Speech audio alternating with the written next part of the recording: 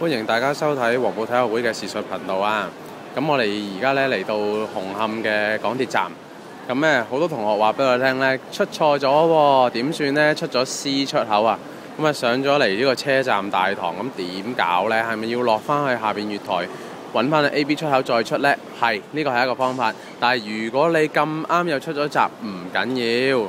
嗱，一路沿住呢度出閘機直行。一路行，一路行，一路行，一路行，一路行，一路行，一路行，行到去尾，咁啊喺呢個國際都會出口出咗國際都會嘅出口之後呢，立即呢轉翻左啊，立即轉翻左，一路行翻過去，咁嗰邊呢就係呢 A3 出口，即係小巴站嘅地方。嗱，咁大家記住咯喎，喺 A2 國際都會個出口 ，A2 啊國際都會出口出，咁出咗去之後，立即轉咗直行，就係去返 A3 個出口，咁嗰度呢就係有小巴站㗎喇。